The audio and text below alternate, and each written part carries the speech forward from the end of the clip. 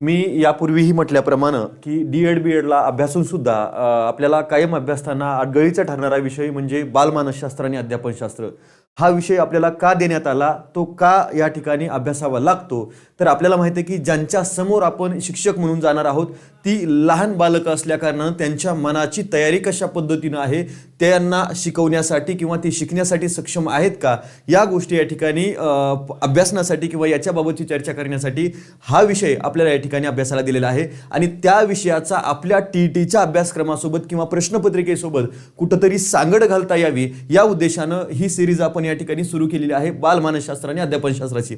नमस्कार, मी अबूज पाटील आणि स्वागत करतो तुमचं उत्कर्ष इन्स्टिट्यूटच्या ऑनलाईन लर्निंग प्लॅटफॉर्मवरती.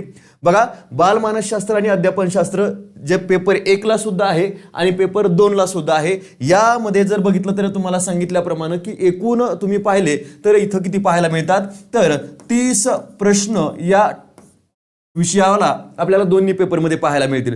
सो त्या अनुषंगाने आपल्याला तयारी करत असताना योग्य त्या पद्धतीनं ती केली गेली पाहिजे आणि तीच तयारी योग्य त्या पद्धतीनं करून घेण्यासाठी उत्कर्ष टीमच्या माध्यमातून त्यांचा एक प्रतिनिधी म्हणून मी तुमच्या समोर उभा आहे. ठीक आहे, चला आज आपण डेमो लेक्चरच्या माध्यमातून या मानसशास्त्रामध्ये जे असणारे वेगवेगळे विचार प्रवाह आहेत ते विचार प्रवाह कशा पद्धतीचे आहेत, या मानसशास्त्राच्या व्याख्येमध्ये काय काय कशा पद्धतीनं बदल होत गेले ते आज आपण काय करणार आहोत या ठिकाणी अभ्यासणार आहोत. ठीक आहे, चला सर्वांनी एकदा माझा आवाज क्लिअर आहे का एकदा कमेंट बॉक्समध्ये सांगायचंय जेणेकरून आपल्याला या ठिकाणी पुढे जाता येईल. चला पटपट पटपट एकदा माझा आवाज क्लिअर आहे का सांगायचंय.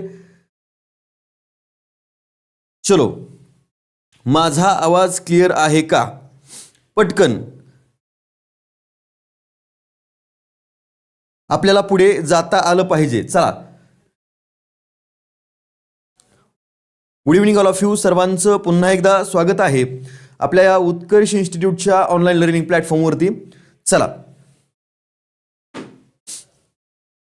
ऑल क्लिअर आहे. मी तुम्हाला सांगितल्याप्रमाणे की थोडक्यामध्ये आपण सुरुवातीला काय करणार आहोत, तर इथं काही व्याख्या पाहण्याचा प्रयत्न या ठिकाणी करणार आहोत आणि त्याच्यानंतर मग आपल्याला या मानसशास्त्राच्या व्याख्येमध्ये किंवा अभ्यासामध्ये कशा पद्धतीनं बदल होत गेले ते आपण काय करणार आहोत या ठिकाणी पाहणार आहोत. चला, good evening all of you, सर्वांचं पुन्हा एकदा स्वागत आहे आपल्या या उत्कर्ष इन्स्टिट्यूटच्या ऑनलाईन लर्निंग प्लॅटफॉर्मवरती. ठीक आहे, चला सुरुवात करूया. बघा, इथं जर बघितलं तर इथं तुम्हाला पाहायला मिळेल की या शब्दाची उत्पत्ती, मी तुम्हाला म्हटलं की सायकोलॉजी किंवा मानसशास्त्र, सायकोलॉजी या शब्दाची उत्पत्ती नेमकी कुठून झालेली आहे.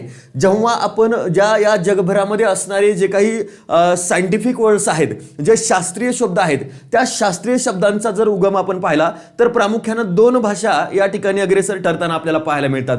बरोबर, त्यातली एक लक्षात ठेवायचं एक आहे ती म्हणजे कोणती, तर ग्रीक भाषा. ठीक आहे, आणि दुसरी लक्षात ठेवायचं की रोमन या भाषेमध्ये या ठिकाणी आपल्याला पाहायला मिळतील. तर या 2 भाषेमधून जगभरामध्ये मॅक्झिमम जे शास्त्रीय शब्द आहेत ते समोर आलेले तुम्हाला पाहायला मिळतात. चला, good evening all of you, good evening, सर्वांचं स्वागत आहे. ठीक आहे, मग आता हा सायकोलॉजी जो शब्द तयार झालेला आहे तो ग्रीक भाषेतील 2 शब्दापासून तयार झालेला आहे. ठीक आहे, लक्षात घ्यायचंय. इथं जर बघितलं तर सायकी, ठीक आहे, सायकी हा एक शब्द आहे आणि त्याच्यानंतर दुसरा एक शब्द या ठिकाणी पाहायला मिळतो तो म्हणजे लॉगस. ठीक आहे, आता सायकी या शब्दाचा अर्थ कसा होतो, तर आत्मा मीन्स काय, तर सोल. बरोबर, आणि दुसरं काय आहे तर लॉगस. लॉगस म्हणजे केव्हा आपण अगदी 12वीला सुद्धा पाहिलं, याच्यामध्ये झुलॉजी, बायोलॉजी हे जे आहेत लॉगी, त्याच्यासमोर जे काय या ठिकाणी लॉगस हा शब्द येत असतो, तो लॉगस शब्दाचा अर्थ काय आहे तर लक्षात ठेवायचं शास्त्र म्हणजे टू स्टडी, अभ्यास करणे, अशा पद्धतीनं त्याचा काय होत असतो अर्थ या ठिकाणी आपल्याला पाहायला मिळत असतो. म्हणून लक्षात ठेवायचं की सायकी आणि लॉगस या 2 शब्दांच्या एकत्रीकरणातून हा सायकोलॉजी हा शब्द तयार झालेला आहे इंग्रजीमध्ये. आता हा मूळ इंग्रजीमध्ये जरी असला तरी हा तो ग्रीक शब्दामधून तयार झालेला या ठिकाणी तुम्हाला पाहायला मिळणार आहे. ठीक आहे, म्हणूनच सुरुवातीच्या काळामध्ये आपण जर पाहिलं, सुरुवातीच्या काळामध्ये आत्म्याचा अभ्यास करणारे शास्त्र म्हणजेच मानसशास्त्र अशा पद्धतीची व्याख्या या मानसशास्त्राच्या बाबत किंवा सायकोलॉजीच्या बाबत समोर आलेली आपल्याला पाहायला मिळते. नंतर त्याच्यामध्ये जे काही बदल होत गेले म्हणजे याच्या अभ्यासाच्या एकंदरीत जशा जशा ज्या कक्षा आहेत त्या रुंदावत गेल्या तशा तशा याच्यामध्ये ज्ञानाचा जो काही किंवा अभ्यासाचा जो विषय आहे तो बदलत गेला आणि व्याख्येमध्ये सुद्धा मोठ्या प्रमाणामध्ये बदल होत गेले. आणि ते झालेले बदल म्हणजेच काय तर या मानसशास्त्रातील ते विचार प्रवाह म्हणून आपल्याला या ठिकाणी पाहावे लागत असतात. हे प्रामुख्याने काय करायचंय तुम्हाला लक्षात घ्यायचं आहे. ठीक आहे, चला मग इथं जर बघितलं या ठिकाणी शब्दाची उत्पत्ती सांगितलं कुठून, तर ग्रीक शब्द पहिला कोणता आहे सायके आणि दुसरा आहे लॉगस, यापासून सायकोलॉजी शब्द तयार झालाय. पुढे आता बघा याच्यामधल्या या ठिकाणी तुम्हाला सांगितलं की मानसशास्त्रातील प्रमुख विचार प्रवाह, आपण व्याख्या सुद्धा पाहणार आहोत बरं का. आपल्याला सुरुवातीला व्याख्या सुद्धा पाहायच्या आहेत आणि त्याच्यानंतर मग आपण काय करूया, हे विचार प्रवाह डिटेलमध्ये सांगून टाकतो, ज्यावरती आपल्याला हमखास प्रश्न विचारताना पाहायला मिळतील. ठीक आहे, चला मग बघा रचनावाद, ठीक आहे, स्ट्रक्चरलिझम आपण त्याला म्हणतोय. ठीक आहे, कार्यवाद आहे, फंक्शनलिझम, गेस्टाल्टचा या ठिकाणी एक वाद आहे. ठीक आहे, मनोविश्लेषण वाद एक आहे, वर्तनवाद आहे, मानवतावाद आहे आणि बोधात्मक या ठिकाणी एक वाद आपल्याला पाहायला मिळतो आहे. अशा पद्धतीनं काय झालेलं आहे, म्हणजे हा वाद याचा अर्थ काय त्या ठिकाणी भांडणं नाहीयेत, काय आहे त्याच्या व्याख्येमध्ये किंवा त्याच्या अभ्यासामध्ये झालेले बदल, अभ्यासाच्या याच्यामध्ये त्याच्या व्याप्ती वाढत गेली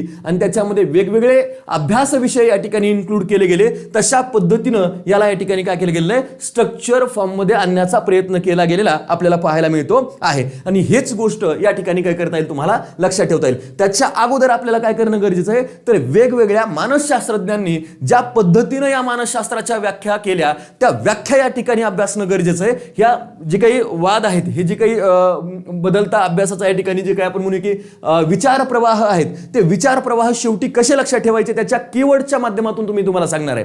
ठीक आहे, चला मग अगोदर आपण काय करूया, तर याच्या व्याख्या इथं काय करूया, समजून घेण्याचा प्रयत्न करूया. ठीक आहे, चला बघा पहिलं जर बघितलं तर मानसशास्त्राचा उगम जेव्हा आपण पाहतो किंवा त्याचा इतिहास आपण पाहतो, इतिहास त्यामध्ये शब्द कसा तयार झाला ते तुम्हाला सांगितलं. ठीक आहे, मग अरिस्टॉटल हा आद्य मानसशास्त्रज्ञ मानला जातो. बघा का मानला जातोय, तर मानसशास्त्राचा अभ्यास करत असताना सर्वप्रथम मानसशास्त्राची व्याख्या करण्याचं जे श्रेय आहे ते अरिस्टॉटलकडे जातं, लक्षात घ्या. ठीक आहे, मग अरिस्टॉटलनं नेमकी याबाबतची व्याख्या ही कधी केली आहे. Good evening. चला ठीक आहे, मग लक्षात घ्यायचं की या ठिकाणी अरिस्टॉटल आत्म्याचं शास्त्र काय म्हणतोय, हा तर लक्षात ठेवायचंय अरिस्टॉटल यानं, हा कोण होता तर हा सुद्धा एक या ठिकाणी ग्रीक तत्ववेत्ता होता, ग्रीक तत्वज्ञ होता. यानं काय सांगितलं की ही जे काही मानसशास्त्र आहे ते आत्म्याचं शास्त्र आहे. आत्म्याचं शास्त्र आहे म्हणजे काय, तर आत्मा कसा तयार झाला हे सांगत नाही, आत्म्याचं अभ्यास करणारं शास्त्र म्हणजे हे लक्षात ठेवायचं हे मानसशास्त्र आहे. मग त्यानं काय केलेलं आहे, तर इसवी सन पूर्व 300 मध्ये लक्षात ठेवायचं, इसवी सन पूर्व 300 मध्ये एक या ठिकाणी डी अॅनिमा नावाचा ग्रंथ लिहिलेला आहे. लक्षात ठेवा कोणता ग्रंथ आहे, तर डी अॅनिमा नावाचा ग्रंथ लिहिला, जो मानसशास्त्रामधला आद्य ग्रंथ मानला जातो. ठीक आहे, मग डी अॅनिमा मधला या ठिकाणी हा ग्रंथ आहे आणि मानसशास्त्रातला पहिला आद्य ग्रंथ सुद्धा मानला जातो. मी जशा पद्धतीनं सांगितलं ना की हा जो अरिस्टॉटल आहे तो आद्य मानसशास्त्रज्ञ मानला जातो, कारण मानसशास्त्राचा या ठिकाणी अभ्यासाला सुरुवात खऱ्या अर्थानं शास्त्र म्हणून कोणी केली असेल तर या अरिस्टॉटलने केलेली आहे. मग आधुनिक विचार प्रवाह याच्यामध्ये नंतर समाविष्ट झाले, मग त्यानुसार त्याच्यामध्ये बदल सुद्धा झालेले आपल्याला इथं पाहायला मिळतात. ठीक आहे, चला मग लक्षात ठेवायचंय अरिस्टॉटल हे ग्रीक थोर तत्ववेत्ते होते. यांनी इसवी सन पूर्व 300 मध्ये डी अॅनिमा नावाचा ग्रंथ लिहिला आणि या ग्रंथ म्हणजे डी अॅनिमा शब्दाचा अर्थ सुद्धा काय होतो, आत्म्याविषयी, बरोबर, अबाउट सोल, बरोबर, म्हणजे काय तर आत्म्याविषयीचं विश्लेषण करणारा ग्रंथ म्हणजे डी अॅनिमा, बरोबर. आणि ह्या मानसशास्त्राच्या बाबत असल्या कारणानं त्याला या ठिकाणी या मानसशास्त्राला आत्म्याचं शास्त्र असं म्हटलं गेलं. पण आपल्याला माहिती आहे का, आत्म्याचं शास्त्र म्हटलं पण आत्मा नावाची कुठंतरी एखादा अवयव आपल्या शरीरामध्ये आहे का, तर नाही.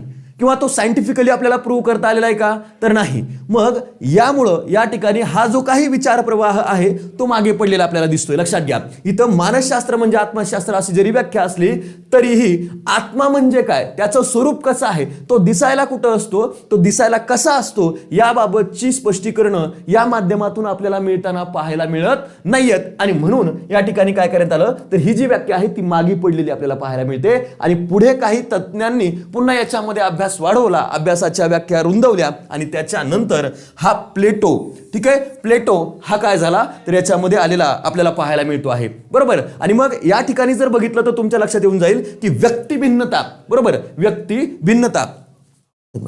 सर मी कॉल करतो तुम्हाला लेक्चर मध्ये, एक मिनिट सर, ठीक आहे चालेल. ठीक आहे, चला मग हे लक्षात ठेवायचंय. इथं काय सांगितलंय, व्यक्ती भिन्नता हा शब्द कीवर्ड आहे बरं का याच्या व्याख्येचा. यानं काय सांगितलंय, हा सुद्धा ग्रीसचाच होता. यानं काय सांगितलं, या ठिकाणी ग्रंथ लिहिला, रिपब्लिक नावाचा या ठिकाणी हा ग्रंथ लिहिला आणि त्या ग्रंथामध्ये त्यामध्ये व्यक्तीच्या भिन्नता ज्या आहेत, म्हणजे तुम्ही असाल, मी असेल किंवा माझा भाऊ असेल, माझा सख्खा जरी भाऊ असला तर त्याच्या विचारशक्तीमध्ये काय असणार आहे, बदल असणार आहे. बरोबर आहे. मग व्यक्ती भिन्नता या शब्दाचा अर्थच काय होतो, वेगवेगळ्या व्यक्ती ज्या आहेत त्यांच्या विचार करण्याच्या प्रक्रियेमध्ये असणारी भिन्नता, विचार करण्याच्या प्रक्रियेमध्ये असणारा बदल, ते म्हणजे काय झाली, व्यक्ती भिन्नता. आणि त्या ग्रंथामध्ये, रिपब्लिक नावाच्या ग्रंथामध्ये प्लेटोनं काय मांडले, तर या ठिकाणी व्यक्ती भिन्नतेच्या संदर्भामध्ये विचार मांडले आणि त्यानं या ठिकाणी काय केली, तर व्याख्या बदलण्याचा प्रयत्न केलेला आपल्याला पाहायला मिळतो आहे. ठीक आहे, कोणते सब्जेक्ट शिकवता? मी या ठिकाणी मानसशास्त्र शिकवतोय आणि सामाजिक शास्त्र शिकवतोय महाटीईटी मध्ये. ठीक आहे, चला इथं लक्षात घ्यायचंय, त्या व्यक्तीमध्ये व्यक्ती भिन्नतेच्या संदर्भामध्ये विचार मांडले. त्यांनी बालकाच्या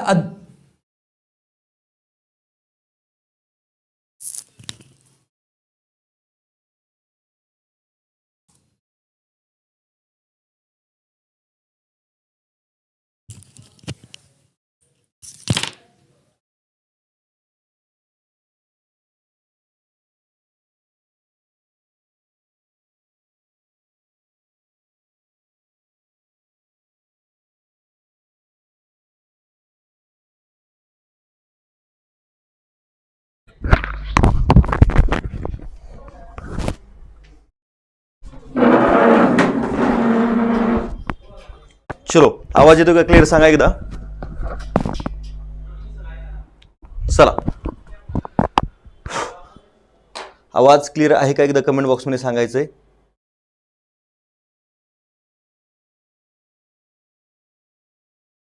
चला पटपट पटपट एकदा कमेंट बॉक्समध्ये कमेंट करायचे आहेत. क्लिअर आहे का?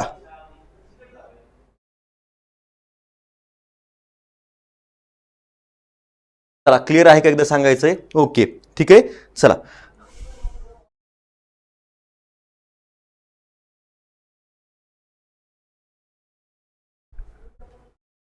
Sorry for the disturbance. मध्येच थोडंसं लाईट गेलेली होती आणि त्या कारणानं आपल्याला हे थोडंसं डिस्टर्ब झालं. ठीक आहे, चला करूया सुरुवात. फक्त एकदा लिंक सर्वांना शेअर करायची, तुमच्या जवळचे जे मित्र असतील त्यांच्यापर्यंत काय करायचे आहे, लिंक शेअर करायची आहे. आपण हे अर्थही पाहिला, त्याच्यानंतर या ठिकाणी हे जे काही विचार प्रवाह आहेत ते आपण पाहिले. त्याच्यानंतर या ठिकाणी आपण काय करत होतो, मानसशास्त्रातील जे काही तज्ज्ञांचे योगदान आहे ते इथं आपण पाहण्याचा प्रयत्न करत होतो. हे इथं काय करायचं, इथं लक्षात घ्यायचं आहे. ठीक आहे, चला आता इथं जर बघितलं तर या ठिकाणी गोष्ट लक्षात येऊन जाईल. बघा, प्लेटो हा कोण, प्लेटोने काय म्हटलेलं आहे, तर प्लेटो या ठिकाणी काय म्हणतो आहे की हा जो काही विचार प्रवाह आहे म्हणजे व्यक्ती भिन्नतेच्या संदर्भामध्ये अभ्यास करणारं शास्त्र म्हणजे काय आहे, तर हे मानसशास्त्र. अशा प्रकारची व्याख्या जी आहे या ठिकाणी कोणी केलेली आहे, तर या प्लेटोनं केलेली आपल्याला पाहायला मिळते. लक्षात घ्या, त्यानं कोणता ग्रंथ लिहिलेला होता, तर रिपब्लिक नावाचा ग्रंथ लिहिला आणि त्या ग्रंथामध्ये त्याने काय सांगितलं की व्यक्तीच्या भिन्नतेसंबंधी आपले स्वतःचे विचार जे आहेत ते मांडण्याचा प्रयत्न या ठिकाणी प्लेटोने केलेला होता. ठीक आहे, आणि मग लक्षात ठेवायचे की बालकाच्या अध्ययन विषयक विचार सर्वप्रथम सुचवण्याचं काम सुद्धा या ठिकाणी कोणी केलं असेल, तर ते या प्लेटोनं केलेलं आहे. लक्षात घ्या. ठीक आहे, इथं त्यानं काय केलंय, इथं महत्वाचं आपल्याला परीक्षेमध्ये जर बघितलं तर व्याख्येच्या संदर्भामध्ये अत्यंत महत्वाचा पॉइंट आहे की बालकाच्या अध्ययन विषयक विचार जो आहे तो विचार सर्वप्रथम सुचवण्याचं काम कोणी केलं असेल, तर ते या ठिकाणी कोणी केलेलं आहे, तर या प्लेटोनं केलेलं आपल्याला पाहायला मिळतं आहे. लक्षात ठेवायचंय. बरोबर, बालकाला अध्ययन हे त्याच्या वैशिष्ट्यपूर्ण छंद व गुणधर्मानुसारच दिलं गेलं पाहिजे, अशा पद्धतीचा मतप्रवाह हा कोणाचा होता, तर या प्लेटोचा असलेला आपल्याला पाहायला मिळतोय. म्हणजेच काय, तर याच वाक्यातून किंवा याच शब्दातून काय होतं, तर बाल मानस शास्त्राचा पाया घातला जातो. हे सुद्धा या निमित्तानं काय करता येईल, आपल्याला या ठिकाणी लक्षात ठेवता येईल. क्लिअर आहे. चला, बरोबर, काय सांगितलंय, बाल मानसशास्त्र, बालकाला अध्ययन करताना म्हणजे बालकाला टीचिंग करत असताना काय केलं गेलं पाहिजे, तर त्याच्या गुणवैशिष्ट्यांच्या आधारे, त्याच्या छंदाच्या आधारेच त्याला अध्ययन केलं गेलं पाहिजे. हा बाल मानसशास्त्राचा पाया या ठिकाणी मानला जातो. ठीक आहे, चला त्याच्यानंतर बघा क्युटिलियन आहे. ठीक आहे, क्युटिलियन हा कोण होता, तर लक्षात ठेवायचं युरोपियन शिक्षण तज्ञ होता. बघा, ठीक आहे, युरोपियन शिक्षण तज्ञ. आता युरोपियन शिक्षण तज्ञ असणाऱ्या क्युटिलियननं काय केलं, तर या कालखंडातील मानसशास्त्राचा काय केलाय, चिकित्सक अभ्यास केलाय त्यानं, तेवढं या ठिकाणी लक्षात ठेवायचंय. आता हा महत्वाचा लक्षात ठेवायचं, मॅकडुगलनं काय केलं पुढे, तर या मानसशास्त्राच्या व्याख्येमध्ये पुन्हा एकदा बदल करण्याचा प्रयत्न केलेला आपल्याला या ठिकाणी पाहायला मिळतो आहे. हे इथं काय करायचं तुम्हाला लक्षात घ्यायचं आहे. ठीक आहे, चला गुड इव्हनिंग. ठीक आहे, चला सर्वांनी एकदा लिंक शेअर करा कृपया करून, आणि ज्यांनी लाईक केलं नाही त्यांनी लाईक करायचं आहे. ठीक आहे, आत्म्यासंबंधीच्या प्रश्नाची उत्तर न मिळाल्याने, बघा आत्म्यासंबंधीच्या प्रश्नाची उत्तर न मिळाल्याने मानसशास्त्र म्हणजे मनाचा अभ्यास करणारे शास्त्र. आता आत्मा कुणी सांगितलं होतं रे, तर आत्मा सांगितलं होतं अरिस्टॉटलनं, बरोबर. मग आत्म्याच्या संदर्भामध्ये जे जे काही प्रश्न उपस्थित झाले, कोणते प्रश्न उपस्थित झाले, की आत्मा दिसतो कसा, आत्मा शरीरामध्ये असतो कुठं, त्याचं स्वरूप काय आहे, या प्रकारच्या प्रश्नाची उत्तरं ही या अरिस्टॉटललाही देता आलं नाही आणि त्याचे समकालीन त्याच्या शिष्यांनाही देता आलं नाही. आणि म्हणून लक्षात ठेवायचं की काय झालं, तर याच्या व्याख्येमध्ये या मॅकडुगलनं बदल केला आणि त्यांनी काय सांगितलं की आत्मा, इथं मानसशास्त्र काय आहे, तर हे मनाचा अभ्यास करणारं शास्त्र आहे. लक्षात घ्या काय सांगितलं यानं, मनाचा अभ्यास करणारं शास्त्र आहे. इथं लक्षात ठेवा बरं का, अरिस्टॉटल काय म्हणतोय, तर आत्मा हा बालकांच्या संदर्भामध्ये बोलतोय. ठीक आहे, आणि मॅकडुगल जो आहे तो मॅकडुगल हा मनाच्या संदर्भामध्ये बोलतोय. मानवी मनाचा अभ्यास करणारं शास्त्र म्हणजेच मानसशास्त्र, अशा प्रकारची व्याख्या कोणी केलेली आहे, तर या मॅकडुगलनं केलेली आपल्याला पाहायला मिळते. पुन्हा आत्म्याप्रमाणे असे अनेक प्रश्न समोर आले की मन म्हणजे काय, ते कोठे असतं, आत्मा जसा आहे तसंच मन सुद्धा ही कशी आहे, अमूर्त स्वरूपाची संकल्पना आहे, ती दिसते का, तर नाही. मग मानवी शरीरामध्ये मन ही संकल्पना कुठं आहे, तर नाही. ती नाही असं म्हणता येणार नाही, पण ती नेमकी कुठं आहे, ती कशी दिसते, याबाबतची उत्तरं सुद्धा या ठिकाणी मॅकडुगलला देता आली नाहीत. आणि मन महत्वाचे की बुद्धी, म्हणून मॅकडुगलनं पुन्हा याच्या व्याख्येमध्ये पुनर्रचना केली, बदल केला आणि काय म्हटलं, मानसशास्त्र हे मानवी मनाचे अनुभव मिश्रित वर्णनात्मक शास्त्र आहे. लक्षात ठेवायचंय, म्हणजे मानवी मनाला जे जे काही अनुभव येतात ते अनुभव आणि काय आहे तर वर्णनात्मक स्वरूपाचं हे शास्त्र असलेलं आपल्याला पाहायला मिळते. आलेल्या अनुभवांचं काय करायचं या ठिकाणी इथं वर्णन करायचं आहे, बरोबर. मानवी मनाला जे अनुभव आले त्या अनुभवाचं वर्णन करणारं शास्त्र म्हणून या ठिकाणी कोणी व्याख्या केली, मॅकडुगलनं. सुरुवातीला त्यांनी फक्त म्हणलं होतं की मनाची व्याख्या आहे, मनाचा अभ्यास करणारं शास्त्र आहे, पण याच्या व्याख्येमध्ये त्यांनी स्वतःच बदल केला आणि पुन्हा या ठिकाणी अनुभव मिश्रित अनुभवाश्रित शास्त्र असल्याची व्याख्या या ठिकाणी त्याने केलेली आपल्याला इथं पाहायला मिळते आहे. ठीक आहे, चला त्याच्यानंतर बघा विल्यम उंट काय म्हणतोय, बोधावस्था. ठीक आहे, यानं 1879 मध्ये विल्यम उंट यानं काय केलं, तर जर्मनीतील लाइप्झिग नावाचं या ठिकाणी विद्यापीठ आहे बघा, त्या लाइप्झिग विद्यापीठामध्ये मानसशास्त्राची पहिली प्रयोगशाळा सुरू केली. आणि लक्षात ठेवायचं बरं का, इथं प्रयोगात्मक मानसशास्त्राचा जनक म्हणून ज्या शास्त्रज्ञाला ओळखलं जातं तो म्हणजे लक्षात ठेवायचा हा विल्यम उंट आहे. त्यानं कुठं सुरू केली होती, तर इथं जर्मनीमधील लाइप्झिग नावाच्या विद्यापीठामध्ये मानसशास्त्राची जगातली पहिली या ठिकाणी प्रयोगशाळा सुरू केली आणि म्हणून त्याला या ठिकाणी प्रायोगिक मानसशास्त्राचा, म्हणजे प्रयोगातून आता काय करायचं आहे, मानसशास्त्र शिकायचं आहे, अशा प्रकारची व्याख्या यानं केलेली आपल्याला पाहायला मिळते. आणि त्यानं मानसशास्त्र म्हणजे काय, तर बोधावस्थेचे शास्त्र अशी व्याख्या केली. मग आता मला सांगा बरं, बोधावस्था म्हणजे काय, सांगा बोधावस्था म्हणजे काय बरं.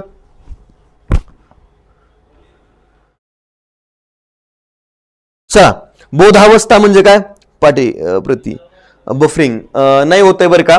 ठीक आहे, चला सांगा, उत्तर द्या. ज्यांनी लाईक केलं नाही त्यांनी एकदा लाईक सुद्धा करून टाकायचं आहे. ठीक आहे, चला लक्षात येतं तुमच्या.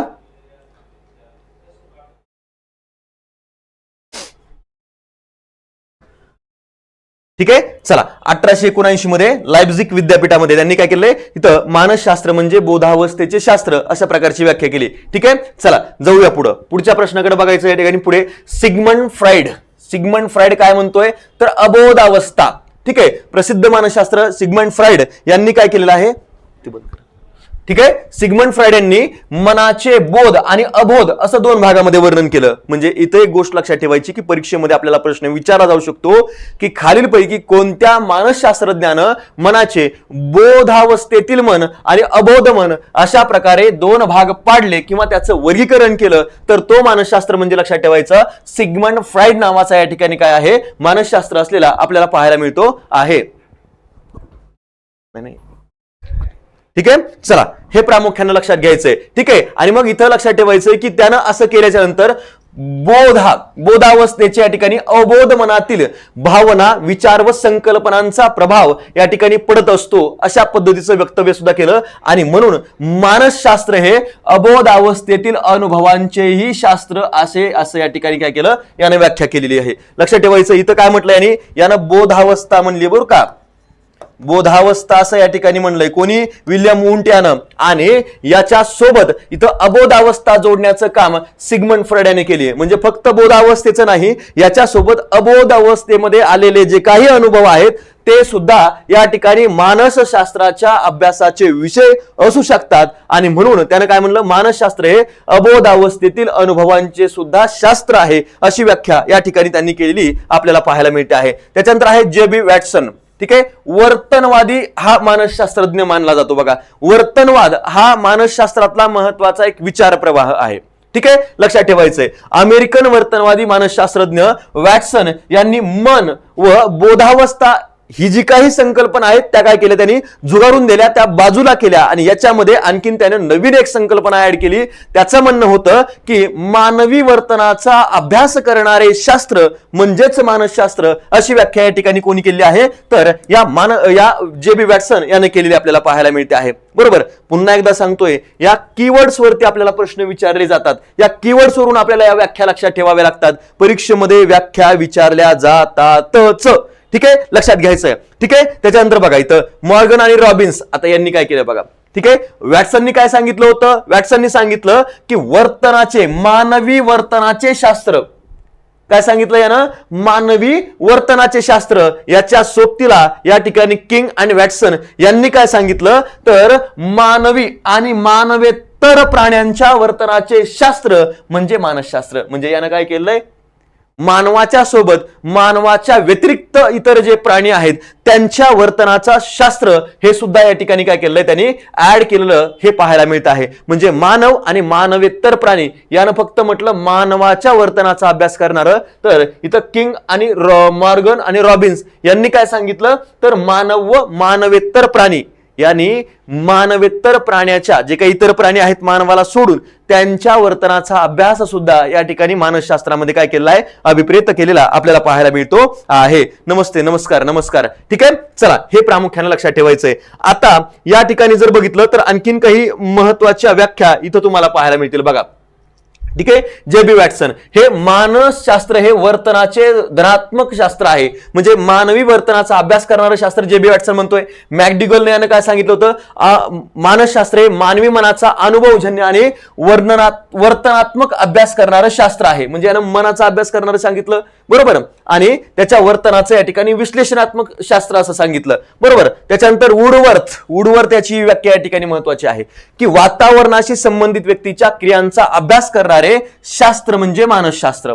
ठीक आहे. वातावरणाशी संबंधित व्यक्तींच्या क्रियांचा म्हणजे आजूबाजूच्या वातावरणामध्ये जे जे व्यक्ती असतात त्यांच्या क्रियांचा काय परिणाम त्या मानवी मनावरती होतो त्याचा अभ्यास करणारं शास्त्र म्हणजे मानसशास्त्र, अशी व्याख्या या ठिकाणी या वुडवर्थ यांनी केलेली आपल्याला पाहायला मिळते. आणि स्किनर काय म्हणतोय, मानसशास्त्र हे वर्तन आणि अनुभवांचे शास्त्र आहे. म्हणजे स्किनरनं या वर्तनाच्या अभ्यास साहित्यामध्ये पुन्हा एक शब्द ऍड केला, तो म्हणजे कोणता, तर अनुभव. वर्तन आणि अनुभव, मानवी वर्तन करत असताना, मानव वर्तन करत असताना त्याला जे अनुभव येतात त्या दोन्ही गोष्टींचा अभ्यास करणारं शास्त्र म्हणजे हे मानसशास्त्र, अशा प्रकारची व्याख्या B.F. स्किनर यांनी केलेली आपल्याला पाहायला मिळते आहे. नंतर आहे क्रोकोरो. ठीक आहे. मानवी वर्तन आणि मानवी संबंधाचा अभ्यास करणार, यानं वर्तनासोबत आता मानवी संबंध सुद्धा जोडलेले आहेत.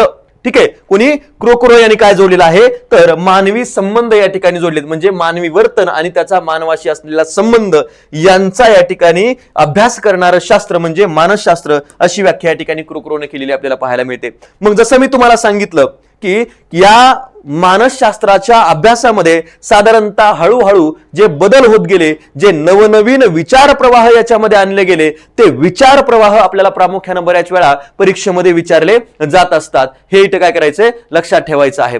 ठीक आहे. चला, मग याच्यामध्ये बघा, आता इथं तुम्हाला सांगितल्याप्रमाणे ते विचार प्रवाह आपल्याला पाहण्यापूर्वी तुम्हाला एक या ठिकाणी महत्वाची माहिती देतो की उत्कर्ष इन्स्टिट्यूटची जी बॅच आहे ती 16 फेब्रुवारी पासून, तुम्हाला सर कालपर्यंत 15 म्हणत होते आणि आज 16 कुठून आली, तर लक्षात ठेवायचंय 16 फेब्रुवारी पासून ही या ठिकाणी काय होते आहे, नवीन बॅच उत्कर्ष इन्स्टिट्यूटच्या ऑनलाईन प्लॅटफॉर्मवरती सुरू होते आहे.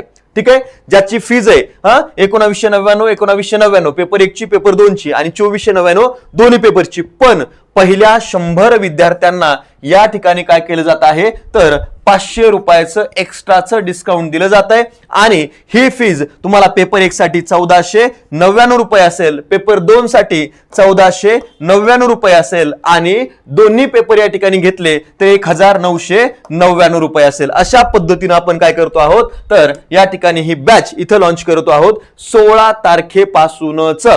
ठीक आहे, 16 तारखेपासून ही बॅच इथं काय केलेली आहे, लॉन्च करण्यात येत आहे. चालेल, चला मग बघा पुढे. आता रचनावाद, स्ट्रक्चरलाइझम आपण याला म्हणतोय. ठीक आहे, रचनावाद आहे मानसशास्त्रातील सर्वात पहिला विचार प्रवाह म्हणून याच्याकडे बघितलं जातं बघा. ठीक आहे, मग हा कोणी मांडला, तर विल्यम वुंट आणि एडवर्ड टिचनर या दोघांनी मिळून या ठिकाणी काय केलेला आहे, हा रचनावाद या ठिकाणी सादर केलेला आपल्याला पाहायला मिळतोय किंवा या मानसशास्त्राच्या अभ्यासामध्ये आणलेला आपल्याला इथं पाहायला मिळतो आहे. ठीक आहे, मग लक्षात ठेवा याचं म्हणणं काय होतं किंवा याचा मुख्य विचार काय होता की जाणीवेचा अनुभव, ठीक आहे, आणि मनाची रचना कशी आहे यावर भर. म्हणजे अभ्यास साहित्यामध्ये मानसशास्त्राच्या अभ्यासामध्ये यांना काय आणलं, तर मानवी मनाची रचना कशी आहे, जाणीवेचा अनुभव कसा असतो, या गोष्टींचा किंवा या संकल्पनांचा अभ्यास या ठिकाणी मानसशास्त्रामध्ये केला जाईल. त्याची रचना कशी असेल, बरोबर, मानवी मनाची रचना कशी असेल त्यालाच आपण म्हटलंय रचनावाद. ठीक आहे, मग पद्धत काय आहे, तर लक्षात ठेवायचं आत्मनिरीक्षण पद्धत. ज्या आपण पाहतो ना की मानसशास्त्राच्या अभ्यास पद्धती पाहतो बघा. ठीक आहे, मग त्यामध्ये आत्मनिरीक्षण पद्धत जी आहे ती प्रामुख्याने यामध्ये वापरली जाते आणि यात व्यक्तीला स्वतःच्या मनातील क्रियांचे निरीक्षण करून सांगण्यास सांगितलं जातं. बरोबर, एखाद्या ठिकाणी निवांत ठिकाणी बसा आणि तुम्ही स्वतःच्या बद्दल मनामध्ये एखाद्या संकल्पनेबद्दल काय विचार करता आहात त्याबद्दलचं या ठिकाणी निरीक्षण तुम्हाला सांगायचं असतं. त्यालाच आपण काय म्हणतो, आत्मनिरीक्षण पद्धत. म्हणजे स्वतःच्या मनाबद्दल स्वतःनीच विचार करायचा, स्वतःच निरीक्षण करायचं आणि त्याबाबतचं विश्लेषण पुढे लिहून काढायचं किंवा ते सांगायचं. अशी पद्धत म्हणजे लक्षात ठेवायचं आत्मनिरीक्षण पद्धत आहे आणि ही ज्ञानरचनावादाचा प्रमुख बेस असलेला आपल्याला पाहायला मिळतो आहे. ठीक आहे, मग लक्षात घ्यायचं इथं जर बघितलं तर मर्यादा काय येतात, त्याच्यामध्ये लिमिटेशन्स काय असतात. जेव्हा स्वतःच्या मनाबद्दल आपल्याला या ठिकाणी विचार करायचा असतो तो ठरवून करता येत नाही. बरोबर, तुम्हाला जर सांगितलं की बाबा तुमचं प्रेमाबद्दल काय मत आहे आणि हे अशा पद्धतीने त्याला विचार करा, करता येईल का, नाही.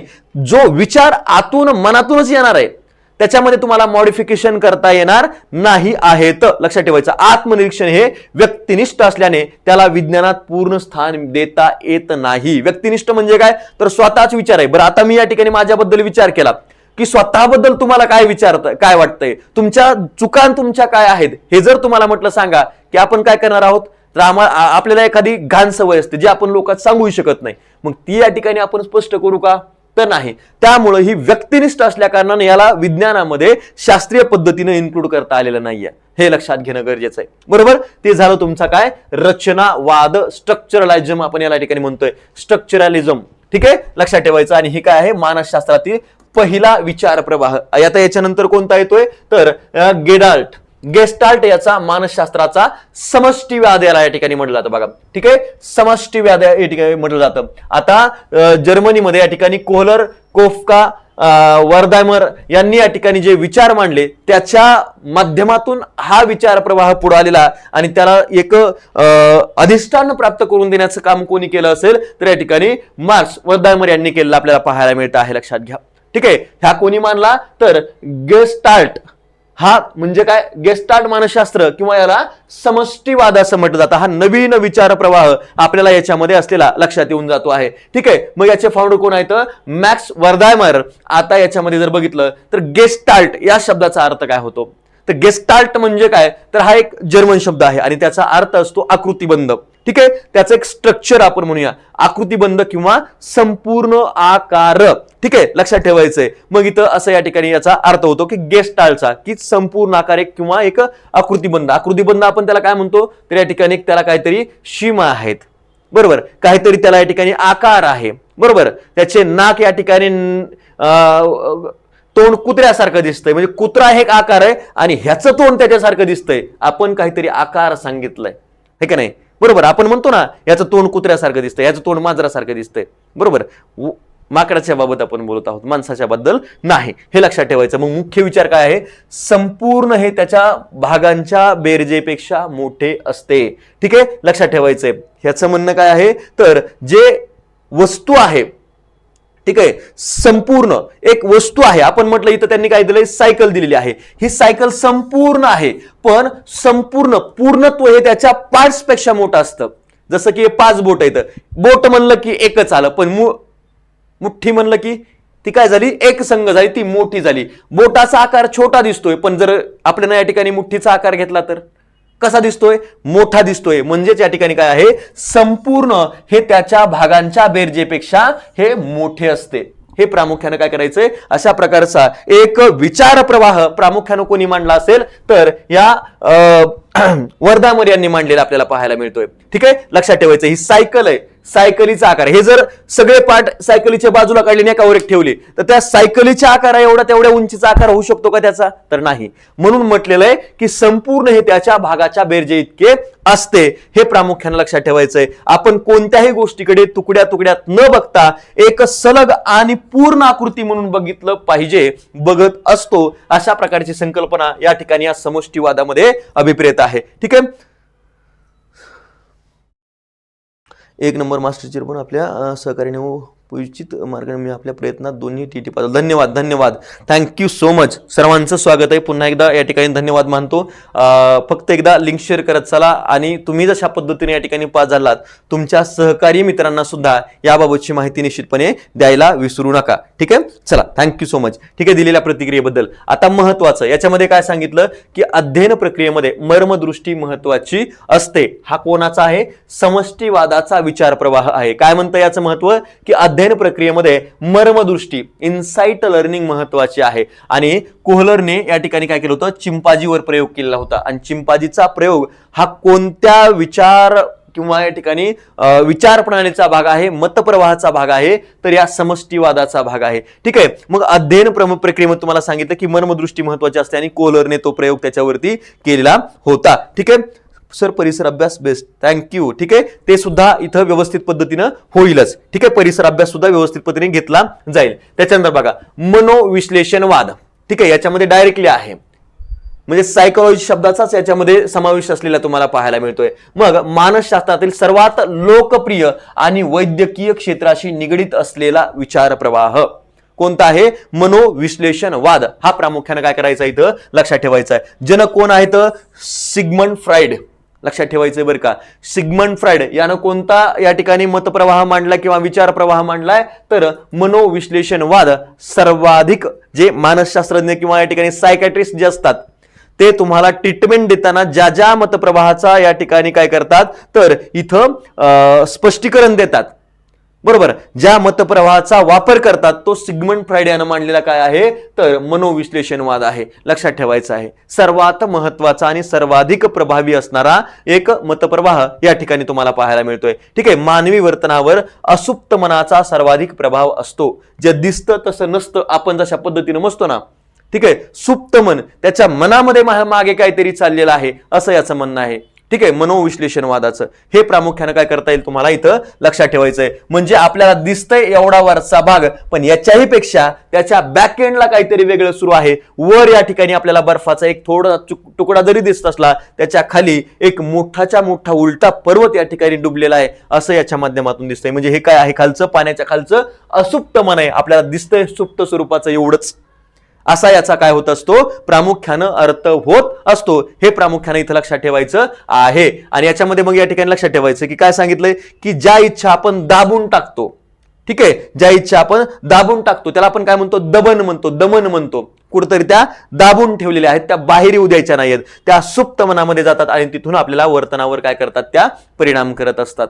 बरोबर. आपण बघितलं ना, ती सध्या काय करते, ती कॉलेज होऊन आपलं अगदी मथारपणाला जरी आलं तरी तिचा कोपरा आपल्या मनामध्ये कायम असतो, हे का नाही. तशा प्रकारची जी काही संकल्पना आहे ती म्हणजे लक्षात ठेवायचं सुप्त मनाच्या बाबत आपल्याला पाहायला मिळते. जे मागे काहीतरी कुठेतरी लपून ठेवलेले, जे दाबून ठेवलेलं आहे ते म्हणजे सुप्त मनामध्ये लपून ठेवलेलं आहे आणि तो सांगतो मनोविश्लेषणवाद.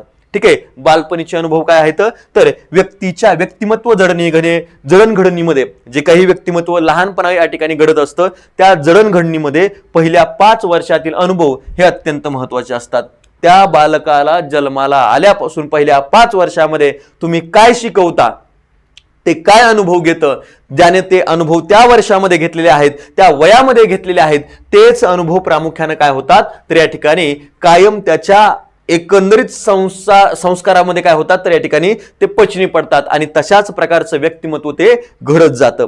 बरोबर. मेंदूचा मॅक्झिमम जो विकास आहे या पहिल्या 5 वर्षामध्येच होत असतो.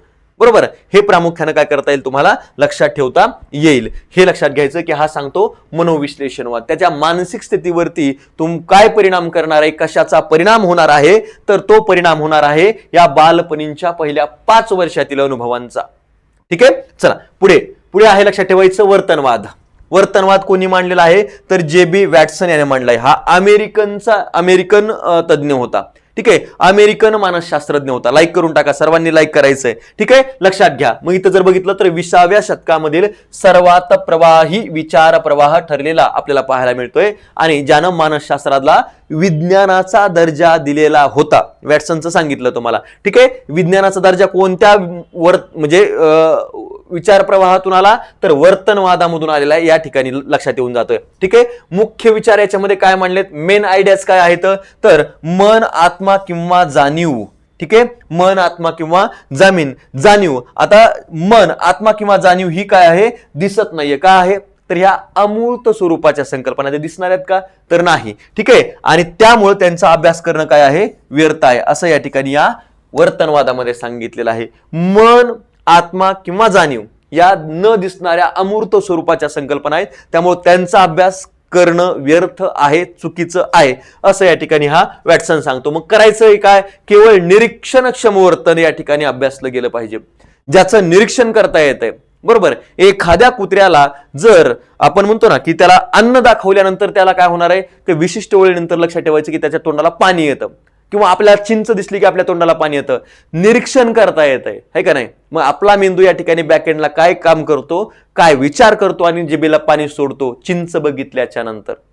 बरोबर. म्हणजे त्याचं जे वर्तन दिसतंय, जे निरीक्षणातून समोर येणार आहे, निरीक्षणातून समजणार आहे, तेच या ठिकाणी केवळ निरीक्षणक्षम वर्तन हाच मानसशास्त्राचा विषय असावा, असं या ठिकाणी कोणी म्हटलेलं आहे, तर या जे.बी. वॅटसन यानं म्हटलेलं आहे. हे प्रामुख्याने काय करायचं तुम्हाला लक्षात घ्यायचं आहे. ठीक आहे. मग इथं उद्दीपक आणि प्रतिसाद महत्वाचे आहेत. उद्दीपक काय आहे, या ठिकाणी आपण म्हटलं की मानव आणि चिंच यांचं जेव्हा आपण उदाहरण घेतो, या ठिकाणी उद्दीपक काय असणार आहे, मग ते चिंच असणार आहे. चिंच दिसलं की आपल्या या ठिकाणी प्रतिसाद काय, तोंडाला पाणी सुटलं. मिळालेला प्रतिसाद काय आहे, तोंडाला पाणी सुटलं. मग उद्दीपक, सजीव आणि प्रतिसाद. बरोबर. म्हणजे कसं, उद्दीपक चिंच, सजीव माणूस आणि त्याला मिळालेला प्रतिसाद तोंडाला सुटलेलं पाणी, हे त्याचे या ठिकाणी तुम्हाला पाहायला मिळतात.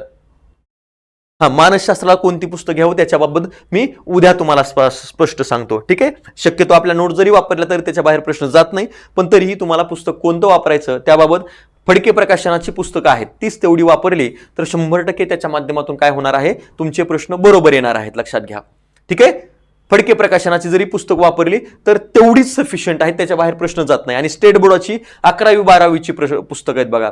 ठीक आहे. 11वी 12वीची पुस्तकं ती सुद्धा तुम्हाला वापरता येतील. ठीक आहे. मग हे लक्षात ठेवायचं की वर्तन हे शिकवले जाऊ शकतं, म्हणजे वर्तनामध्ये मॉडिफिकेशन करता येऊ शकतं. एखाद्या बालकाचं जे वर्तन आहे, कुत्रा दिसलं की त्याला दगड मारायचं, हे त्याचं वर्तन आहे. पण त्याला जर आपण समजावून सांगितलं की बाबा रे, तो तुझ्यासारखाच एक जीव आहे, त्याला तुम्ही या ठिकाणी प्रेमानं जर वागवलं तर तो तुला क्षती पोहोचवणार नाही. बरोबर. मग त्याच्या वर्तनामध्ये काय केला जाऊ शकतो, बदल केला जाऊ शकतो. ते पुढच्या वेळेस कुत्रं दिसलं की काय करेल, तर कुत्रं दिसलं की तो काय करणार, त्याला या ठिकाणी जवळ घेईल, अंजारेल गोंजारेल, त्याला खायला टाकेल. म्हणजे त्याच्या वर्तनामध्ये काय केलं जाऊ शकतं, बदल केला जाऊ शकतो. वर्तन हे बदलक्षम आहे. बरोबर. मन किंवा जे काही आपण म्हटलं की मन, आत्मा किंवा जे काही जाणीव आहे, त्या बदल करू शकणारे आहात का? तर नाही. किंवा त्यात बदल करू शकतो का आपण त्याच्यामध्ये? तर नाही. म्हणून वर्तन हे शिकवले जाऊ शकतं. लक्षात ठेवायचं. हा विचार प्रवाह मानतो की वर्तन हे शिकवले जाऊ शकते, त्याच्यामध्ये बदल घडून आणता येऊ शकतो. हे प्रामुख्याने लक्षात ठेवायचंय. ठीक आहे, महत्वाचं आहे. चालेल, चला त्याच्यानंतर आहे मानवतावाद. ह्युमॅनिस्टिक सायकोलॉजी याला म्हटलं गेलेलं आहे. 1950च्या सुमारास वर्तनवाद आणि मनोविश्लेषणवाद यांना विरोध म्हणून उदयास आलेला एक विचार प्रवाह म्हणून या ठिकाणी मानवतावादाकडे बघितलं जातं. आणि मानवतावादाची संकल्पना या मानसशास्त्रामध्ये कोणी मांडली असेल तर ते लक्षात ठेवायचं, अब्राहम मॉस्लो आणि कार्ल रोजर्स. याचा या ठिकाणी एक पिरॅमिड प्रसिद्ध, गरजांचा पिरॅमिड आहे बघा, है का नाही? गरजांचा पिरामिड कोणाचा प्रसिद्ध आहे? तर हा मॉस्लोचा आहे बघा, लक्षात ठेवायचंय. ठीक आहे, मानवतावादी मानसशास्त्राचे प्रणेते म्हणून कार्ल रोजर्स आणि कोणाकडे बघितलं जातं तर अब्राहम मॉस्लो याच्याकडे बघितलं जात असतं. हे या ठिकाणी काय करायचंय तुम्हाला लक्षात ठेवायचंय. ज्यांनी लाईक केलं नाही त्यांनी लक्षात, इथं तुम्हाला हेच आहे बघा. ठीक आहे, मुख्य विचार काय आहे? मानव हा प्राणी किंवा यंत्र नाहीये. ठीक आहे, तर तो एक स्वतंत्र आणि विचारशील प्राणी आहे, तो बाकीच्या प्राण्यांसारखा नाहीये, असं या मानवतावादाचं म्हणणं आहे. लक्षात ठेवा, प्रत्येक माणसात विकासाची आणि आत्माविष्कार करण्याची काय असते? नैसर्गिक उर्मी असते. आता आत्माविष्कार म्हणजे काय? स्वतःच त्याच्या विचारामध्ये आणखीन काही ऍडिशनल करण्याचा या ठिकाणी काय असतं तर एक गुणधर्म असतो, त्यालाच आत्माविष्कार असं आपल्याला म्हटलंय. ठीक आहे, दुसऱ्या कोणीतरी सांगितलं म्हणून मी तशा पद्धतीनं विचार करायचा असा अर्थ त्याचा होत नाही, तर स्वतःच्याच विचारामध्ये अजून ऍडिशन करायचं आणि त्याच्यामध्ये बदल करून अजून पुढे निघून जायचं, तो झाला आत्माविष्कार.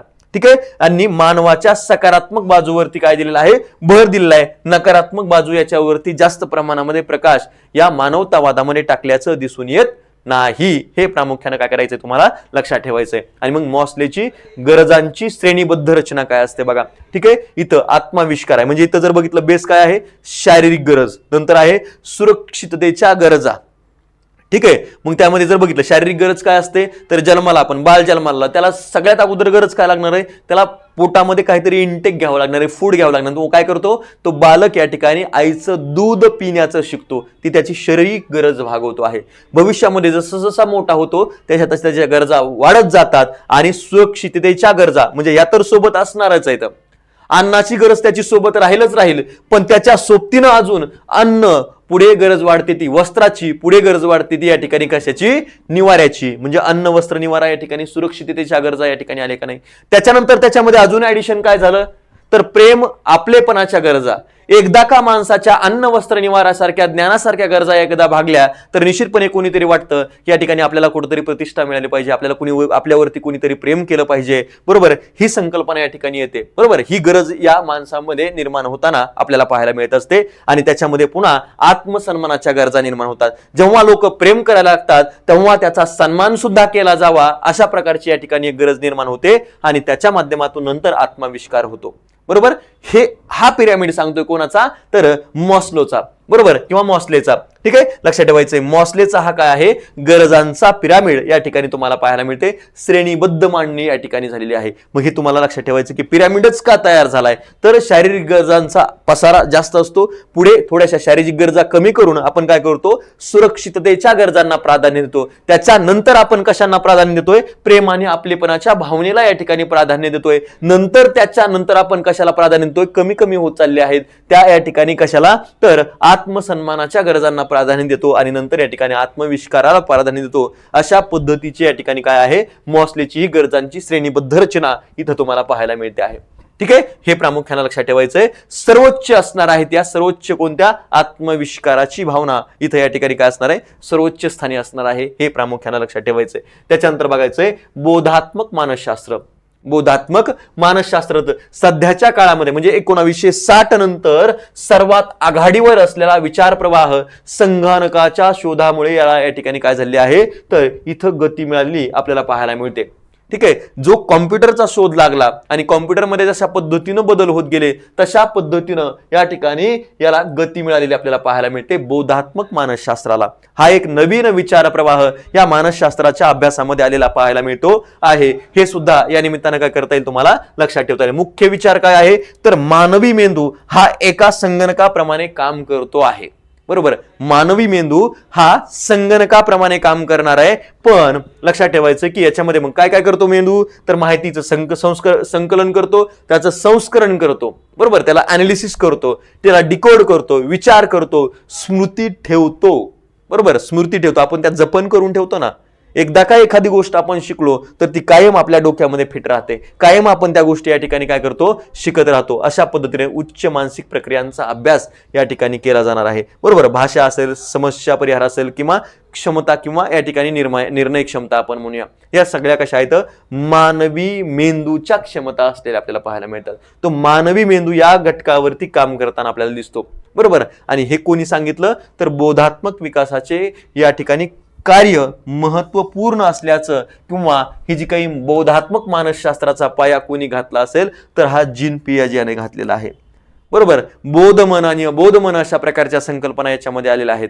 हे प्रामुख्याने याला पुढे घेऊन जाण्याचं काम या जीन पियाजेच्या या बोधात्मक मानसशास्त्राच्या माध्यमातून झालेलं आपल्याला पाहायला मिळतंय. आणि 1960 नंतर सर्वाधिक आघाडीवर असणारा या ठिकाणी विचार प्रवाह म्हणजे हा बोधात्मक मानसशास्त्र असलेला इथं लक्षात ठेवतोय. आता तुम्हाला सर एवढे या ठिकाणी सांगितले, मग हे लक्षात कसे ठेवायचे ते सुद्धा सांगतो. त्याचे काही कीवर्ड्स आहेत, त्या कीवर्ड्सच्या माध्यमातून आपल्याला लक्षात ठेवावे लागतं. ते एका चार्टच्या माध्यमातून ते तुम्हाला काय होणार आहे, पुढे लक्षात ठेवता येणार. आणि जैविक दृष्टिकोन आहे शेवटी असणारा हा जैविक दृष्टिकोन आहे. आणि जीन्स यानं मांडलाय अनुवंशिक घटक आणि वर्तनावरील प्रभाव, अनुवंशिक घटकाचा वर्तनावर होणारा परिणाम याचा अभ्यास मानसशास्त्रामध्ये केला गेला पाहिजे, अशा पद्धतीचं या ठिकाणी कोणी सांगितलं, इथं पाहायला मिळतंय. ठीक आहे, मग इथं लक्षात ठेवायचं की वर्तनाचे मूळ आपल्या कशामध्ये असतं, शरीरामध्ये, विशेषतः मेंदूमध्ये आणि मज्जा संस्थेमध्ये असते. म्हणजेच काय, तर आपल्या नर्व सिस्टीम मध्ये या ठिकाणी याचं मूळ असतं, असं याच्या माध्यमातून आपल्याला स्पष्ट दिसतंय. त्यामध्ये जीन्स, अनुवंशिकता,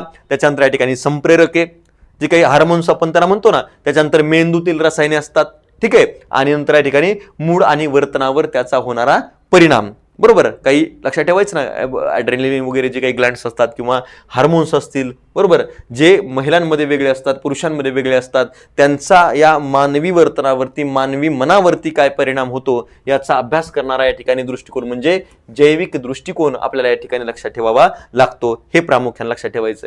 बरोबर, त्याचा विशेष चार्ट आहे पूर्णपणे याचा, की हे कोणते हार्मोन्स आहेत, ते काय काम करतात, किंवा मेंदूतील रसायन कोणती असतात, ती कशा पद्धतीनं कार्य करतात, याबाबतचं या ठिकाणी सविस्तर विश्लेषण आपल्याला पुढे एका लेक्चरच्या माध्यमातून पाहता येईल. ठीक आहे, आणि मग हे आहेत लक्षात ठेवायचं प्रमुख मानसशास्त्रीय विचार प्रवाह, याचे कीवर्ड्स. मग या ठिकाणी रचनावाद कोणी मांडला, उंट आणि टिशनरनी. मानवी रचना, मानवी मनाची रचना याने मांडलेली आहे. मग आत्मनिरीक्षण आणि संवेदना याच्या आधारे तुम्हाला काय करता येईल या ठिकाणी हे लक्षात ठेवता येतील. त्याच्यानंतर कार्यवाद. ठीक आहे, विल्यम जेम्स यानं मनाचं कार्य यानं या ठिकाणी सांगितलंय. अनुकूलन या शब्दावरून तुम्हाला काय करता येईल या ठिकाणी, हा मानसशास्त्रातील विचार प्रवाह जो कार्यवाद जो आहे तो इथं लक्षात ठेवता येईल. गेस्टाल्ट वर्धायमन आणि कोहलर हे दोन महत्वाचे तज्ञ याच्यामधले. संपूर्ण अनुभव आणि मर्मदृष्टी आणि समष्टी. बरोबर, समष्टीवादच म्हटलं गेलेलं आहे बघा, याला समष्टीवादच म्हटलं गेलेलं आहे. कशाला, या ठिकाणी गेस्टाल्टला.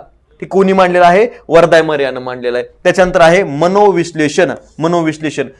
सिग्मंड फ्राइड यानं या ठिकाणी असुप्त मन ही संकल्पना यानं अभ्यासनाचा प्रयत्न केलेला आहे. ठीक आहे, दमन, स्वप्न, त्याच्यानंतर या ठिकाणी लक्षात ठेवायचं इदम आणि अहम.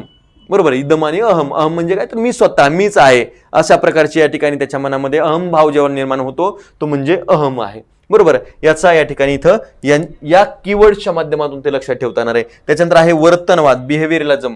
ठीक आहे, वॅटसन आणि स्किनर यांनी समोर आणलेला आहे. बाह्य वर्तनावरती त्याचं निरीक्षण करून मांडलेलं गृहीतक म्हणजे या ठिकाणी वर्तनवाद आहे. उद्दीपक, प्रतिसाद आणि सवय. तुम्हाला सांगितल्याप्रमाणे की चिंच दिसली, माणसाला ती चिंच दिसली आणि लगेच तोंडाला पाणी आलं. उद्दीपक काय आहे, चिंच ठरला.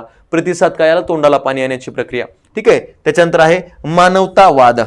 मॉस्लोची या ठिकाणी तुम्हाला सांगितलं की त्याच्यामध्ये जी काही गरजांचा पिरॅमिड आहे.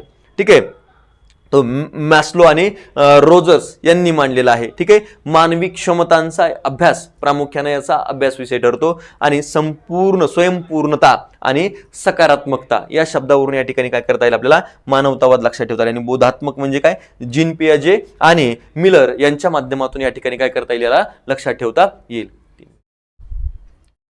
ठीक आहे, चलो आणि विचार प्रक्रिया, त्याच्यामध्ये मग मेमरी कोडिंग. तुम्हाला सांगितलं की संगणक ज्या पद्धतीनं काम करत आहे, एक मानवी मेंदू सुद्धा संगणकासारखाच असल्याचं मत या ठिकाणी कोणी मांडलं होतं, तरी या पीएजी आणि मिलर यांनी मांडलेलं आपल्याला पाहायला मिळते. आणि या कीवर्डच्या माध्यमातून काय करता येईल, मेमरी कोडिंग आणि मेंदू. बरोबर, मेमरी सोबत आपल्याला काय केलं आहे, आपल्या मेंदूची तुलना केली आहे, संगणकासोबत याची तुलना केलेली आपल्याला पाहायला मिळते. कारण तो काय करतो आहे, तशा पद्धतीनं याला मॅच करतो आहे, तशा पद्धतीनं कार्य करण्याचं काम या ठिकाणी हा मेंदू करत असतो, सीपीयू सारखा काम करण्याचा प्रयत्न करत असतो.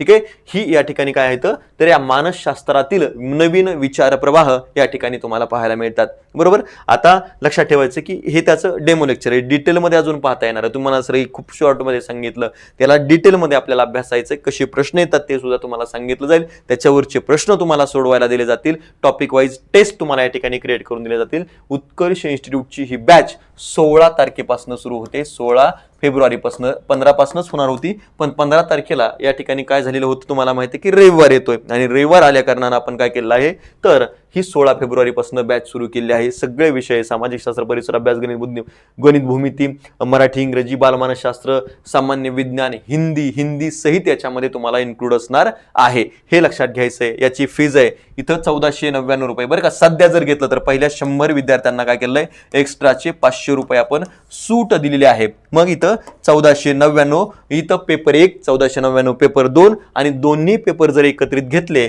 तर 1999 रुपयामध्ये या ठिकाणी ही बॅच तुम्हाला मिळणार आहे. प्रत्येकाचे लेक्चर्स तुम्ही डेमो लेक्चर्स पाहू शकता, युट्यूबला लेक्चर पाहायचे, आणि त्याच्यानंतर मग तुम्ही काय करू शकता तर या ठिकाणी बॅच जॉईन करून घेऊ शकता. चालेल, चला मग आजच्या या सेशनच्या माध्यमातून या ठिकाणी तुम्हाला इथं सेवेला विराम. बॅच लवकरात लवकर जॉईन करून घ्यायचे. 100 विद्यार्थ्यांची संख्या ही जवळपास आता या ठिकाणी कंप्लीट होत आली आहे. गडबड करून घ्या आणि बॅच लवकरात लवकर जॉईन करून इथं 16 तारखेपासून रेग्युलर बॅचमध्ये लेक्चर सुरू होणार आहेत. त्यामुळे सर्वांनी त्या गोष्टीला सुद्धा तयार राहायचं आहे, सर्वांनीच या ठिकाणी उपस्थित राहायचं आहे. ठीक आहे, चला मग प्रामुख्यानं ही बॅच. चालेल, चला क्लिअर आहे, थांबूया आपण. चला लाईक करायचंय जाता आणि जास्तीत जास्त सर्वांनी शेअर करत चालायचंय. रात्री 9 वाजता गणित आणि भूमितीचं लेक्चर होईल, त्याला सुद्धा सर्वांनी उपस्थिती दर्शवायची आहे.